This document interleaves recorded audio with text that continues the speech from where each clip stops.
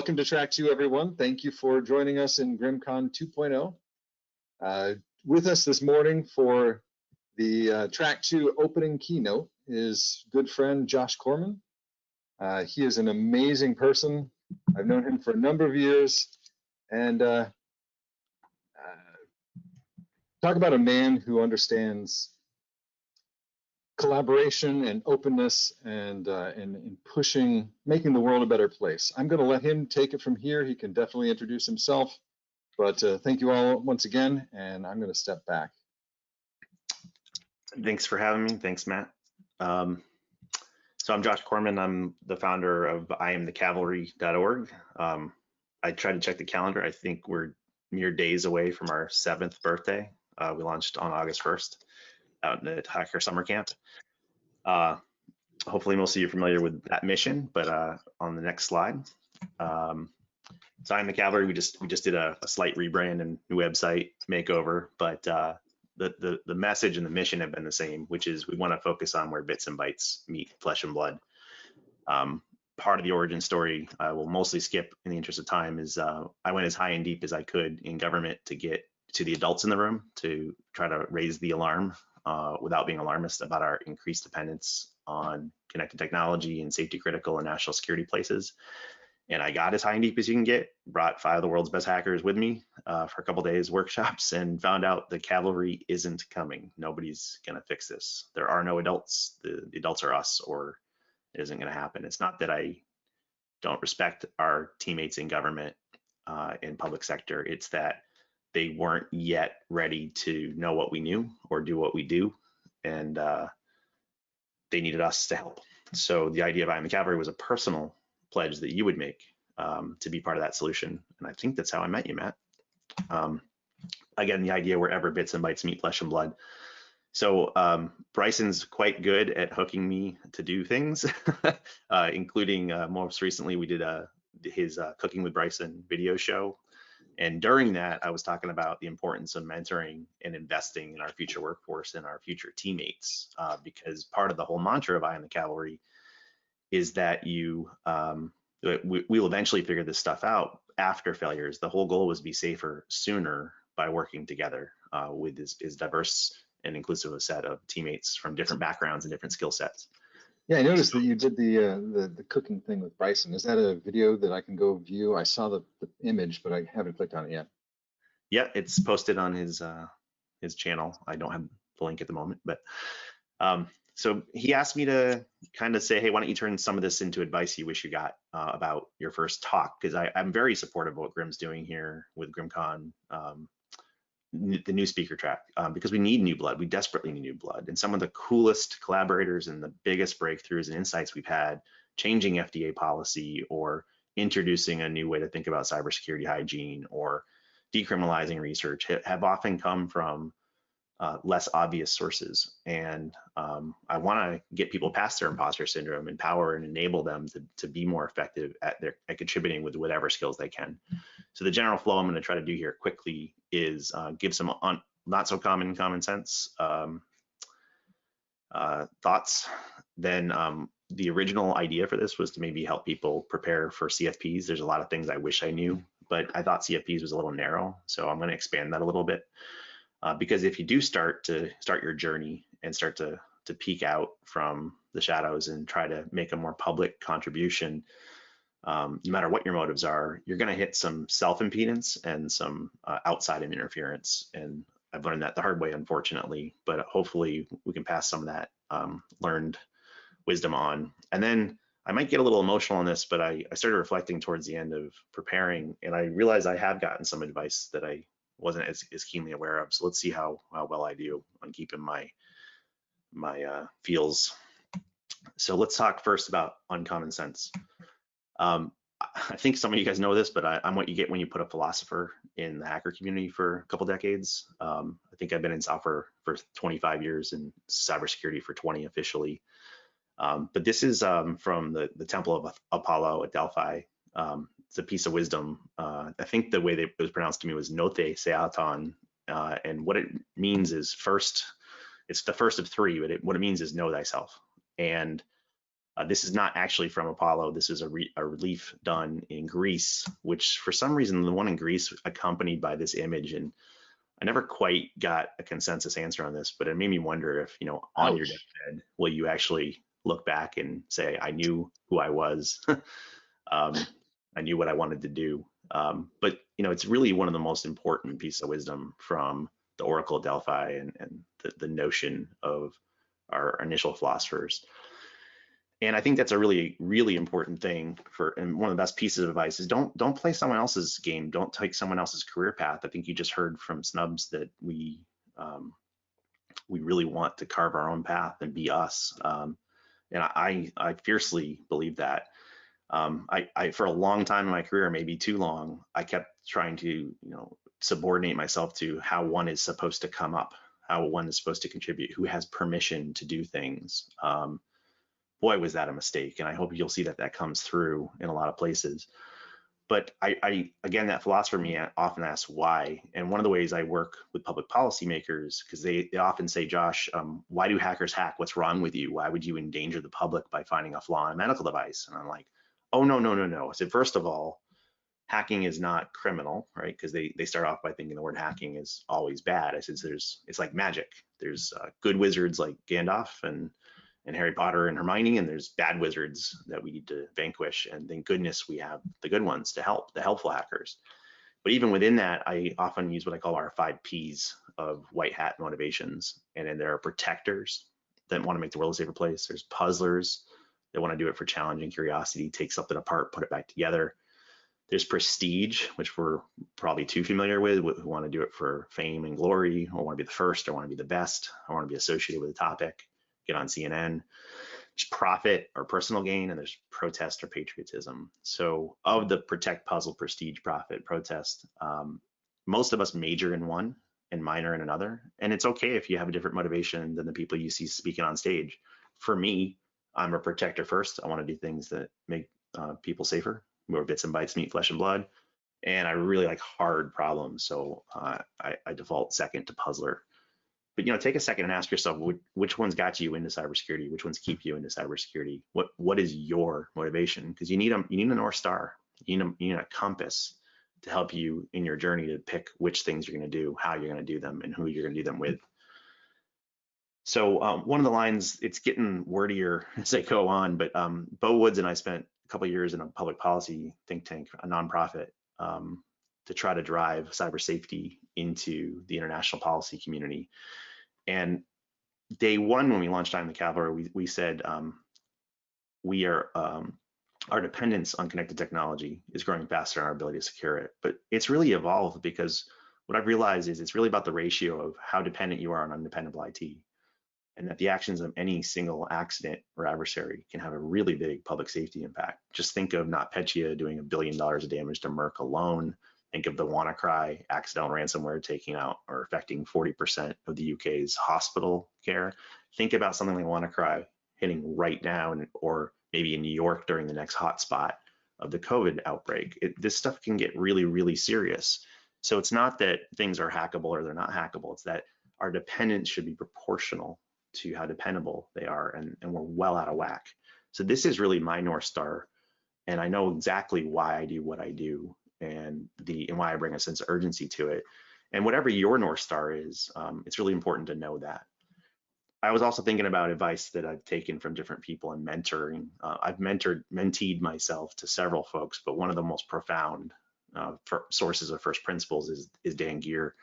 And what he'll tell you is that he has these first 3 lines over his desk, wherever he's working. It's work like hell, share all you know, abide by your handshake. He likes to add the 4th one of have fun, and I agree. But it was really reflecting on how nasty sometimes this industry can get. Like, they sure don't make them like they used to. The share all you know really stands out, and I really hope we can take some of our pathos and some of our values on how we're going to approach our North Star from folks like Dan and others. One of the things that I kind of took too long to figure out is everyone's trying to achieve best practices. And I figured out very early in my career, best practices aren't. They're very much a trailing indicator. This is an evolving space, as most of you know, maybe not to the same degree You have to have a pretty big failure first. But by the time something's a best practice, it's pretty much gone through the bell curve of adoption and commoditization.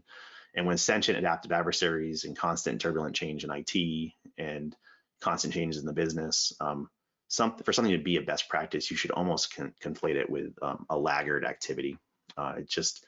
We always want to be looking, if it's good practices, we want better and best, and we should always be striving for that. Similarly, good enough, right? Everyone's targeting, well, I'm not going to stop everything, I just need to be good enough. But most of the time when I hear someone say good enough, I know they're wrong. And it's just this constant focus on being ahead of the threat, ahead of the risk, anticipating and preparing for resilience and recovery. One of the other things I loved hearing, I don't know the origin, but the whole adage of you have 2 eyes, 2 ears, and 1 mouth. Perhaps it's a suggestion that we should look and listen twice as much as we speak. And that isn't to tell people to be silent. In fact, I'm about to tell you to use your voice earlier than you might otherwise. But we have a lot of hot takes and a lot of people popping off before really stopping to do the analysis. And that pivots into one of those things that it took me too long to realize fully. I think I always realized most of these things, but the whole idea of measure twice, cut once, the whole notion you hear from maybe Facebook or somebody like go fast and break things. Like imagine if the people who built our skyscrapers, our bridges, our airplanes, imagine if they said, rivet fast and break things. Like the world is increasingly depending on software and connectivity for public safety, human life, and digital infrastructure. And we need a better form of software and a better pathos and a better value set. And that's probably why I wrote the Rugged Software Manifesto. It would kind of be a Hippocratic oath for software engineers to know the awesome responsibility that comes with this. And similarly with you in your own career and why you're doing this and what you want to accomplish, a lot of people go for what looks fun or sexy, and they don't necessarily focus on what they can sustainably differentiate on, or they can sustainably contribute to their own personal goals, their family goals, their corporate goals. But I would like to suggest to you also, society increasingly depends on us. So what can you do for the public good and public safety? And that may not be to be a pen tester or a breaker. It might be to be a defender or a builder, an architect. It might be soft skills in addition to hard skills. But you really want to be thoughtful and deliberate about what do I do now and what do I do later? And do I have a pathway to get there and the right mentors and relationships and teammates to help me stay on path? And probably, as I asked my friends in preparation for this, what's the top success factor? It's not raw talent. It never is in any discipline. It's how tenacious you are. And I think a lot of you that know me or can see over my shoulder, I'm a huge Stan Lee fan. I'm a huge Captain America fan. And in a different and longer talk, I pointed out that there's a recurring motif when he's a kid with no powers. He still has that tenacity and grit to say, I could do this all day fighting against bullies. Later in the same movie, he's super powered and he's got, he's facing off against Red Skull. But again, he's got that never quit kind of, I can do this all day attitude. Sadly, later in the series, spoiler alert, he has to say this against his friend, Tony Stark, because sometimes, we forget who the enemy is and we turn on each other. And that's happened a lot as of late in the last couple of years in InfoSec. There's a lot of antibody culture wars and attacks on not the enemy, but each other. And this is paying a pretty high toll. And ultimately, there's going to come that day, some final fight like in the end game, when maybe we're fighting our last fight and maybe you can't do this all day. And maybe your shield's broken and maybe your arm's cut and maybe you've done all the fighting you can do. But in those dark moments, you're not going to win unless you have friends, unless you have teammates, unless you have people who empower you, uplift you, compliment you. We can finally assemble the Avengers, so to speak. And I'm not sure we've yet figured out in our hacker culture if we're fighting the Civil War or if we're fighting the end game. And trust me, we're nearing the end game. Things are getting pretty bad out there. And if you think hospital outages aren't a big deal during normal times, wait till you see them during the next hotspot or the next wave of COVID. So got a little heavy there, but I want to keep on track. So part of what we first advertised, I think during that cooking show with Bryson, I mentioned that a young speaker or a new speaker was asking for help on their submission for the biohacking village. And I love doing this. This is one of my favorite things to do, is to kind of Socratically talk through, how I might look at this if I was on the review committee. So specific to that one, I wasn't. But I am on the RSA program committee, have been for years, and several other conferences like Source and others. And I've kind of figured some things out, because every single one of those conferences is different. But is there a secret to code writing to, improving your chances of getting your first talk or your first mainstream talk or whatnot? And there's several, and I'd love to offer to privately work with anybody or connect you with a good speaker coach or submission manager that can kind of give you the bird's eye view of, look, I've looked at thousands and thousands and thousands of these talks. I don't think people realize it. I think I got over 700 talks for one of my tracks at RSA one year for 11 slots.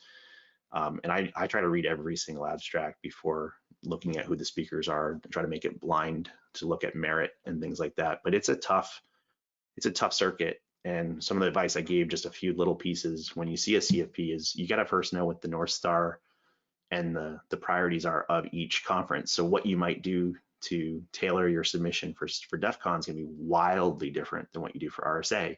It might be wildly different than what you do for Biohacking Village. So don't just make a talk. Make a talk that meets the goals and the mission of the folks that you're submitting for. And then I'll often give advice that you can weave into. You can also use mirroring and whatnot to like use the nouns and verbs and topics that they like, not disingenuously, but if you have some variation in what you want to talk about, the better you map to the things they care about, especially in a signal to noise kind of a situation. You'll stand out if you're more aligned with their values and their lexicon. And just to point out, like, I work hard, and I've had a couple pretty decent talks in public. I've keynoted for RSA in the US and Europe. I've spoken on the main stage at DEF CON. I've never spoken a black hat, right? So not everybody's going to pick you. It's not everybody. In fact, I stopped submitting a while ago, but it's really about matching what you do and how you do it to where you're submitting and how they want to accept talks. So it's not a one size fits all, but there's ways to look for that. But no matter who you're submitting for, I'm a big fan of not the golden rule, but the golden circle. Simon Sinek, I really wish I saw this earlier in my career. It resonated so deeply. But he's got this notion of a golden circle. Start with why something matters, not what you broke or how you broke it, but why you did the research, why it matters to society, why it matters to someone's day job. And way too often we focus on what we did, not why we did it. So I'm a huge fan of that talk. It's a very short, early TED talk.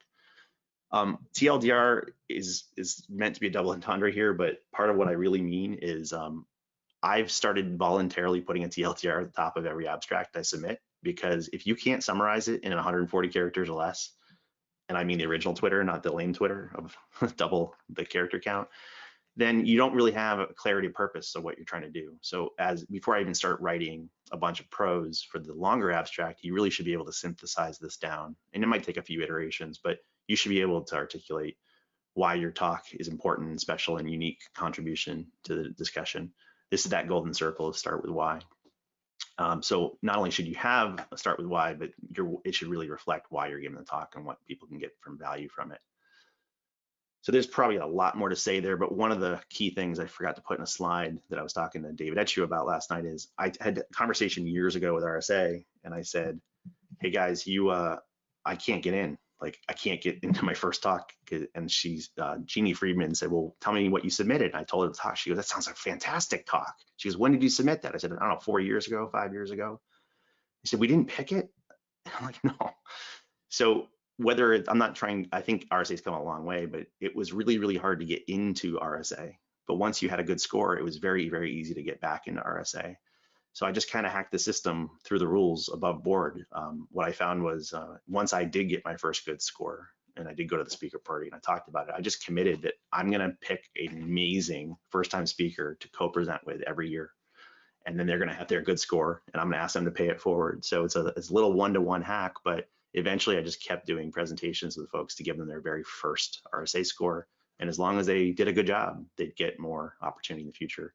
You can love that process or hate that process, but that was one of the hacks. And it's also just showed me that I get to be a better presenter when I get to complement different styles, whether it's an Alex Hutton, a David Etchew, Jake. There's so many folks that more recently I did one with Audie. It's really nice to do the arm wrestling of whose style we're going to use here, where, and whatnot. I think it improves your presentation and your scores as well. But back to the impedance stuff. So what I mean here is most of the time your impedance, the things that get in your way, are self-imposed. And if I had a time machine, I would have figured some way to get myself over my imposter syndrome earlier. We're always looking at like, well, I'm not as famous as so-and-so, or I haven't been doing this as long, or I wasn't in this hacker crew, or I wasn't in this BBS. And like, that's not what the world needs. The world needs unique and valuable, timely contributions from many willing allies. And often with imposter syndrome, you're sandbagging yourself. You're looking at what you know compared to what you think everybody else knows. And I don't even know who originally made this graphic, but this is where we found it. But the truth is, everyone knows complementary things. I remember talking to a first-time speaker trying to submit to Sky Talks, and she's like, well, what can I do? I see you get criticized for not being elite enough, and I'm just working in a hospital. I'm like, are you kidding me? Like, how many hackers also work in a clinical environment? Like, you have a unique story to tell, and the world wants to hear it. And not only did that person speak at Sky Talks and crush it, they've now been back again and now spoken on record in a couple conferences. So I really think it's important that you have some gift to give, you have some experience, and proportional to that, you owe a debt to yourself and to the rest of us to add that to the mix. And I never really, I wanted to pick this line apart, but I always thought this was a good pivot from self-deprecation to humility. Isn't thinking less about yourself. It's about thinking about yourself less. And if you really dwell on that for a second, you're not arrogant to offer what you have, especially if you're offering it for the greater good. So find some way to wrestle your demons on imposter syndrome.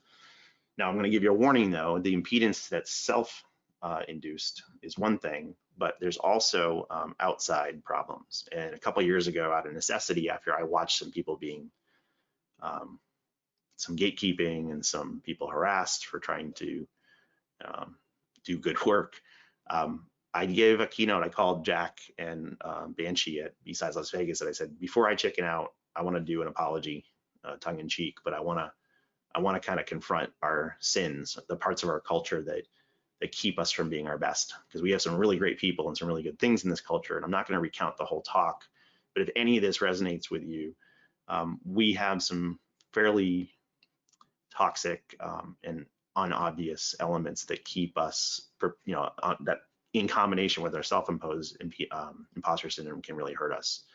And yes, that is me, early computer. So one of the concepts that I covered in that talk is the notion of tall poppy syndrome. So sometimes if you stick your head above the parapet, you get hit. And it's just it's very pronounced in our hacker culture that anyone that tries to contribute something may provoke an antibody response. And that gatekeeping is wildly unhelpful, right? We do want Gandalf to keep the Balrog at bay, but we don't want to do it to our friends and our future workforce and our future innovators. And one of the most resonant moments of that is I referred to something I call the Highlander fallacy, this ridiculous idea that someone in our space owns a topic, that there can be only one, that it's theirs. The world needs hundreds of certain types of roles, not one, not five. We need thousands in some cases. And this self-imposed gatekeeping keeps us small and undermines our contribution to the world at a time when they increasingly need it. So I've also done a lot with burnout and stress. And 2 years at RSA, I gave a keynote with the woman who invented the stress and burnout cycle. And then this year at RSA, Cheryl from the Diana Initiative, and I tried to build on it. So that what I noticed initially, and this will build out quickly, this ties to our toxic culture challenges, is burnout's a trailing indicator. And a lot of you may have experienced it. If you're in the new speaker track, hopefully you have not burned out yet. Hopefully you still have some useful enthusiasm. But the three top measurements that contribute to burnout as a trailing indicator are cynicism, exhaustion, and low self-efficacy. So we started asking, okay, what drives those?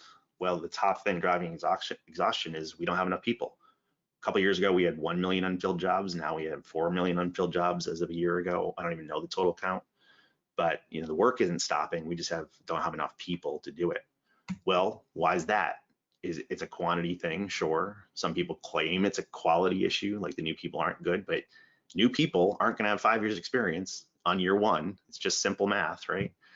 So then I say, okay, well, what's driving that? Well, one of the issues are diversity challenges. And I don't mean this to be tongue in cheek.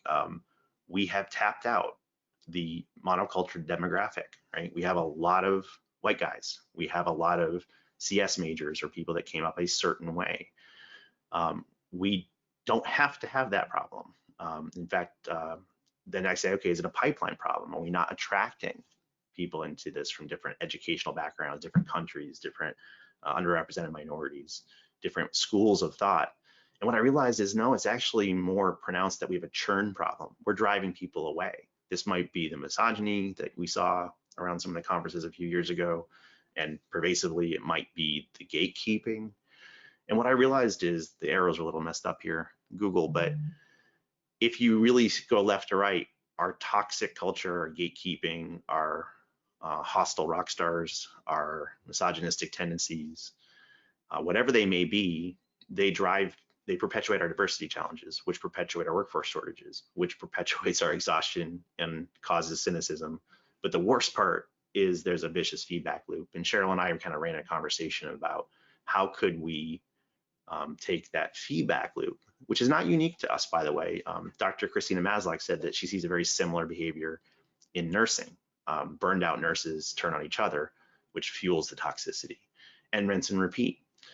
And I think given the time frame, I'm going to go a little faster. But at ThoughtCon, I gave a keynote about a year ago and said, okay, who can name one, rock star, world class on topic X? And I waited, and everyone shouts out the obvious rock star. And I said, okay, who can name 10? I'll wait. And they maybe mentioned one more person, maybe two. And then I put this up. I said, who can name 10,000?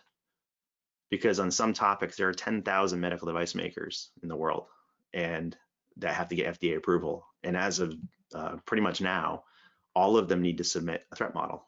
And while we have good books and we have good threat modeling experts, so you can probably think of a few, have we really developed a field of practice where we have enough talent to go around to help all 10,000 submit their threat model this year? Do we have enough experts on any topic, car hacking, vulnerability disclosure, bio-device hacking? We have to change the mindset that goes from this is my topic to how can I develop a field of practice? And even if they don't want to do it, that's okay. We at least have to have room and investments to get to 10,000 or more for some of these topics. So how can we invert this? Well, what we found in the cavalry by accident, mostly because I was shattered after the death of my mother, and I was trying to lick my wounds and think differently, and I realized authentic human connections were not bad things. They were actually really good things. What I found is if you invert that toxicity, the empathy drew and attracted a more diverse set of teammates. And I mean diversity in all definitions, people outside of InfoSec, people in government, young people, older people, people that don't have anything to do with cybersecurity. And what that did is we started having more help, and many hands make for light work. And it wasn't just more help, it was complementary skills that we would not have gotten from our usual precincts. And what did that do? Well, we started kicking some serious tail. We started putting wins on the board. And there's nothing more intoxicating than actually achieving something, like getting the first recall for a medical device in history before anyone's hurt. That was only made possible by several types of contributors, many of whom would never have gone to DEF CON prior. And that success is intoxicating. It might become the encouragement to try more and more of that.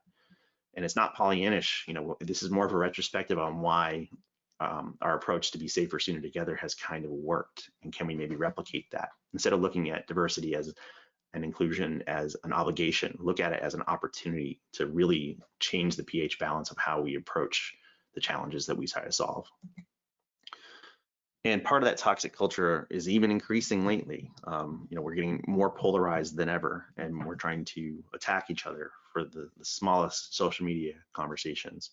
And it was reminding me of this quote from a documentary filmmaker that tyranny is the deliberate removal of nuance. And nuance is so important. And if you ever find that we're skipping over that, that's not the path to empathy, that's the path to anger. I'm going to pivot to some of the advice I have gotten and try to accelerate. We got a little bit of a late start. I'm gonna try not to get too emotional. So I'll start with a funny one. It got really hard after the first year of I in the Cavalry. We were doing some really, really good things, and Space Rogue took me aside because I had some very, very motivated haters. You know, I'd done my time, I'd put in my work, I had proof that I was doing was good. I didn't think I'd meet such resistance to try to voluntarily help do public safety things, but boy, did I have some haters from some very popular people, some of whom still hate me. But Space Rogue made me download the Taylor Swift song to shake it off, and you know, so that is some excellent advice that I forgot I had gotten. I wish I had gotten it earlier, but I really gave too much real estate in my heart for people that weren't kind or fair. But one of my best friends who died just before, right after my mom, but just before we launched the Cavalry, died suddenly, well before his time. He used to have this thing I didn't notice till years later. He would ask these 3 questions casually to anyone he met. What's your sad story? And maybe they said 30 seconds, like I got a flat tire, or maybe they'd say their whole life story. What's your goal? And what's your plan? And it took me a long time to realize that what he was kind of doing is saying, everyone's got a past that got you here. And maybe it's not what you wanted to be yet. That's okay. So let's hear it, you know, get it off your chest. But then everyone has somewhere they want to go, something they want to do, some contribution they want to make, you know, how you want to be known or talked about at your funeral. And, you know, you should have a pretty clear idea what that is. And he was trying to get you to Socratically tease out, what do you really want to accomplish? And then instead of having this pie in the sky thing you're never going to do, what's your plan is, what's that next step you're going to take towards that goal? So, you know, your homework assignment is, what got you here, right? Maybe it wasn't your chosen path, but you've done things, and that's your investment in your future. Then what is your future you're going to choose for yourself, for your family, for your company, for your career, but also for the planet, I hope. And then what's the very next thing you're going to do to get there? And then can you find the right mentors and teammates to help you get there?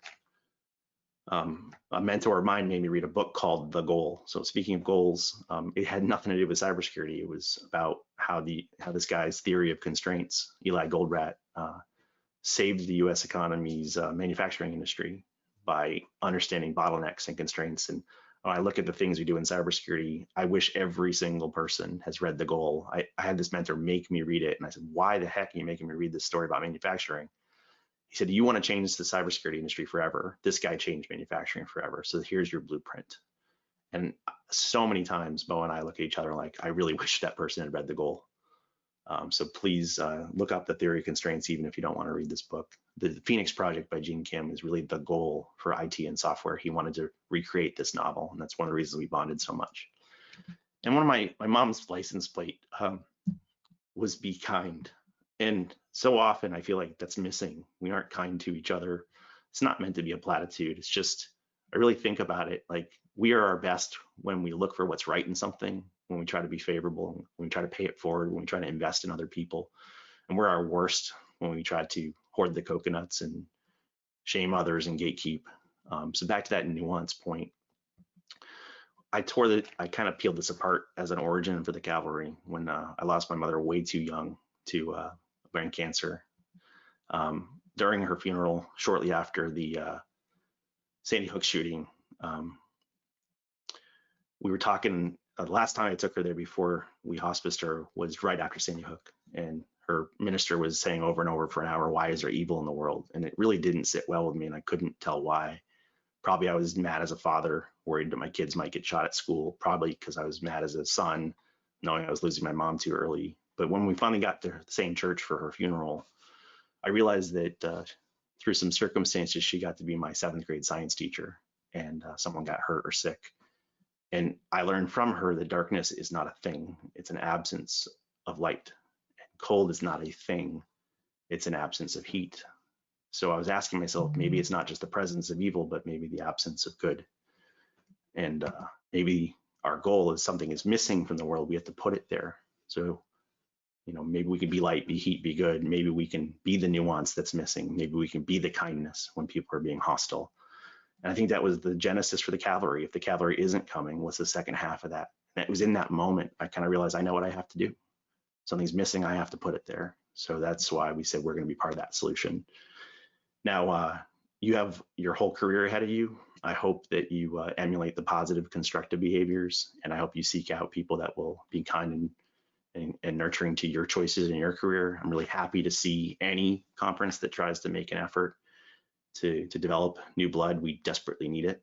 And remember that I'm the Cavalry is not a description of Josh or Bo or Jen Ellis. It's a description of you, your commitment, right? What will you do to make the world a better place?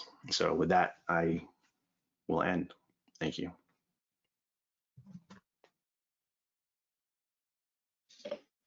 Wow, Josh, thank you. That was awesome. I always expect wonderful things when you talk, because you're very skilled. You have exceptional experience presenting. You've got a lot of really good things to say, but I'm not sure. I'm not sure I'm ready to talk after hearing that.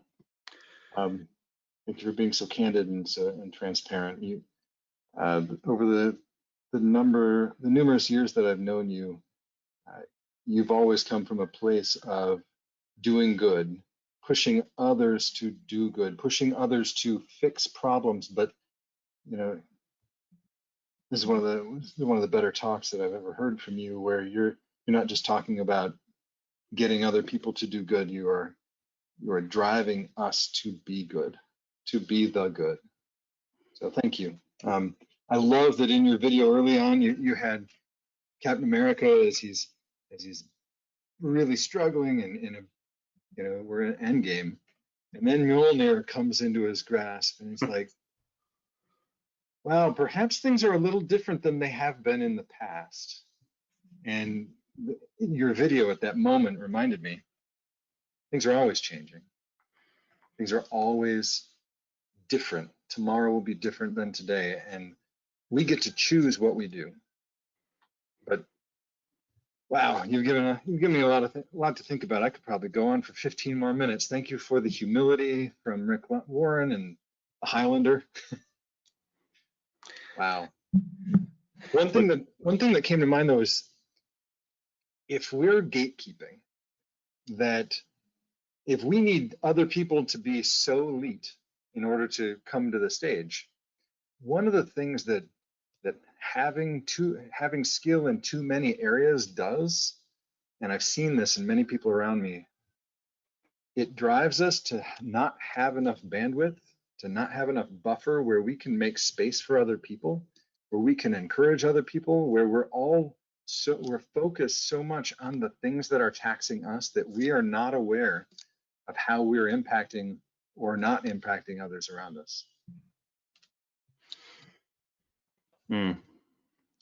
Well, every day we're needed a little bit more, if not a lot more, than the day prior, and maybe things that we thought were somebody else's problem before increasingly revealing themselves to us. So let's make sure we're as good to each other as we can be.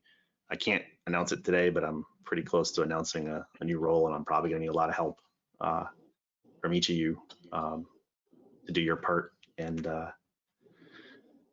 I think we can overcome these things. There's an incredibly talented and passionate and curious DNA in our culture as well. So we need to manage our lesser demons and encourage our better angels. And I'm very encouraged by any of you that are making your contributions. I hope you can more quickly shed that imposter syndrome and give your gifts to the world sooner. So thank you for the time. I will see some of you folks later at the social hour. Great. Thank you so much for your time, Josh.